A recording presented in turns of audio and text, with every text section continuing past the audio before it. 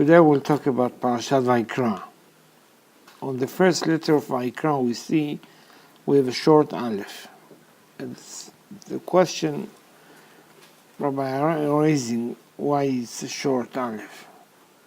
We see few things there that we can understand. First, when he's talking about, the whole Parashat is talking about Moshe, God is calling Moshe to come in.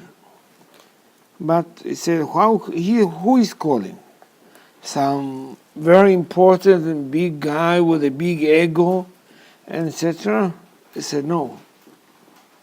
He is always coming from the shy side, from the tzniut. This is all make himself so small that the Aleph really represent him, Moshe, from his point.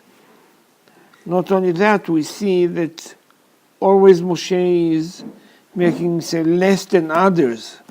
He's never going with a big proud, I am and I am. So we have no questions from this point of view that he is coming from the short Aleph. That's where he is. The other point is, if we see on the Aleph Bet, Aleph 1, Bet 2, Gimel 3, Taf 400. And then we continue with the Mansapach until it's coming to 900. So what is after 900? 800, 900, then it's 1,000. So the follow that, it's 1,000 next. 1,000, which letter will be? Aleph. Aleph. Aleph is 1,000. So Aleph, the big letter Aleph, it's 1,000. But Aleph, this Aleph is a letter Aleph. Here we come beginning to the end. So it's like a circle. 900, 1,000, coming back to 1. We're still accounting back and back. But when Moses going and he's coming to God, he's coming to be like 1,000 to the world. We say, Olam HaYetzirah, Asiyah is singles. Right. Olam HaYetzirah is tens. And then Olam HaBriyah is hundreds. Olam HaAtzirut is 1,000. So where he is going, Moshe is going to the 1,000, where he's coming to talk to God. But after Israel make whatever mistakes they made, he lost 999 Karens he lost. So how much left from that? Only one. That's the one he's coming back to the earth. So we said he's coming back with whom? With a small Aleph. That's why we have the small. That's how Moshe is coming back from the mountain. So from where? From ourselves to be able to see, really, if we recognize the letters in the Torah, small, medium, and large letters, they have meanings. Here we see the meanings. That's the small things to see there. Even we see in the next pasuk in the parasha, they said, Adam is coming to give his korban. So from Hebrew's point of view, he said korbano from inside of him to give to God. That's the point of we see there. So there is a question, why the Torah using the word Adam?